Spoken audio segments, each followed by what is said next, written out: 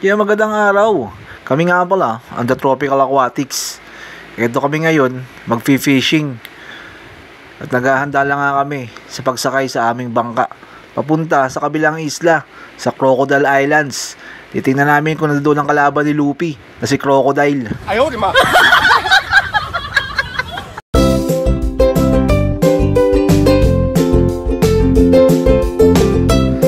At yan, papunta lang nga kami sa daungan ng bangka para doon hintayin yung aming sasakyan papunta, pantawid sa kabilang isla.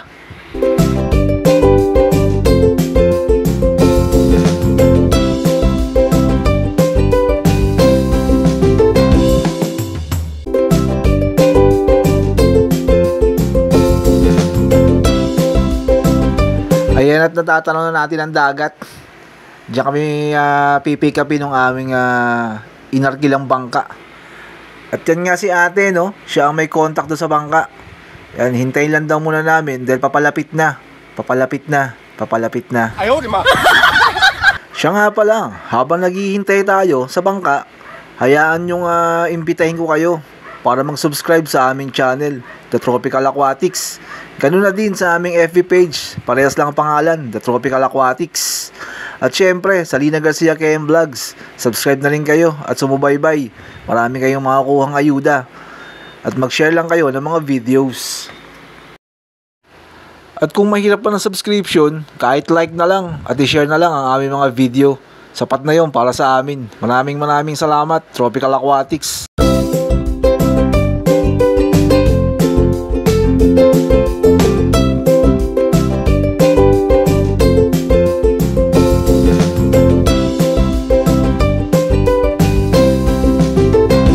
At eto na nga sa wakas, sa tagal-tagal lang aming paghihintay, nandito na ang aming sasakyan. Kami ngayon nagkarga na ng gamit at sumakay na. Kaya guys, samahan nyo kami. Lakbayin natin ang karagatan papuntang Crocodile Island. Tara guys, let's go!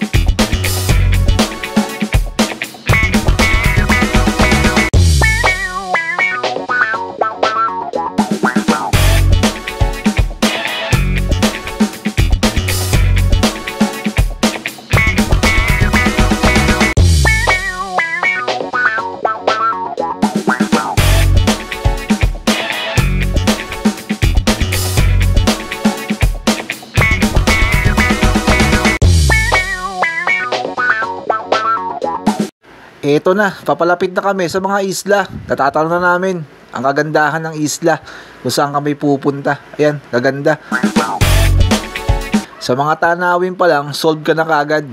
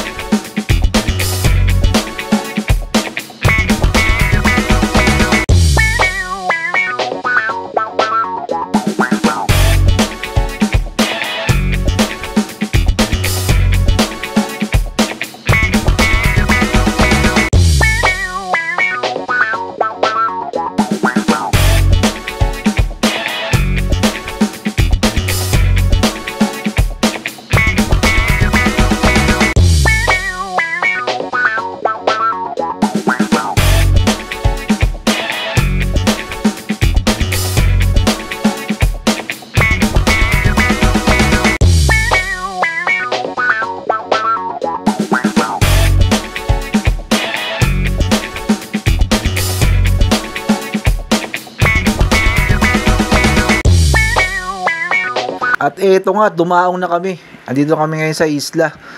Ayan, nakikita nyo yung kagandahan ng dagat dito. Napakalinaw ng tubig. Merong pang mga kuweba. Mamili ka kung saan ka papasok. Sa maliit na butas, sa malaki. O sa mas medyo maliit ng konti. At mag-aayos na nga kami at dito kami mag-fishing.